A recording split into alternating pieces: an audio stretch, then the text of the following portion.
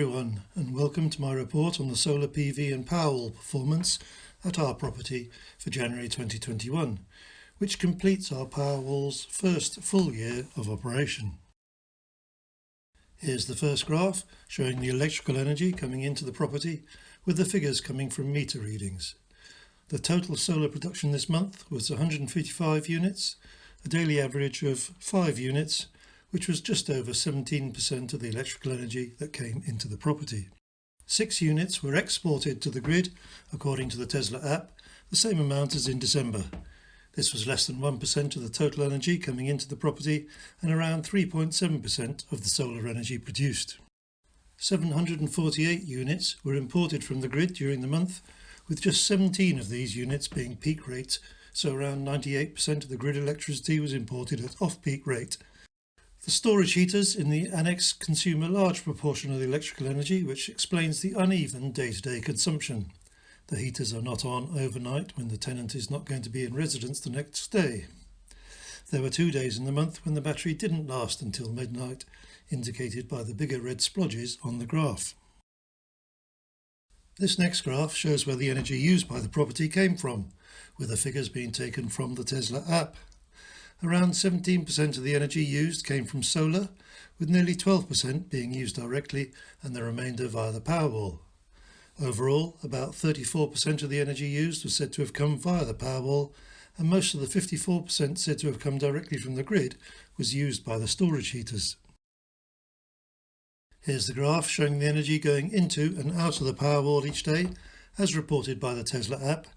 Nearly 89% of the energy that went in during the month came back out, ignoring the difference between the state of charge at the start and end of the month. I had expected a bigger dip, as the garage where the Powerwall is located has been very cold during much of the month, but the battery's thermal management system has kept the efficiency near the expected 90%. Here's the so-called self-power graph, defined as energy going to the property directly from solar or from the Powerwall. The Tesla app reports that the proportion of self-power was around 46% over the month, but only around 12% originated as solar, with the remainder coming from the off-peak grid boosts. Here's the solar southwest production over the years since 2012. The monthly figure of 62 units is the second worst January out of the 10 we've recorded so far, continuing the rather dismal run we've seen over the past few months. There was no output from this array on the 25th, when the panels were covered in snow. The cumulative view of the year's production is shown here for completeness, but has little meaning at this stage of the year.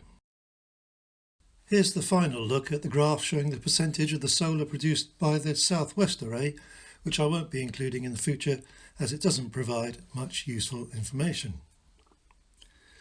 And here's the more recently introduced graph showing the actual daily output of the two arrays for the whole of the past year, with the smaller southeast array, the orange diamonds, usually being above the southwest yellow squares during the winter months. I've added a 28-day moving average line for each array.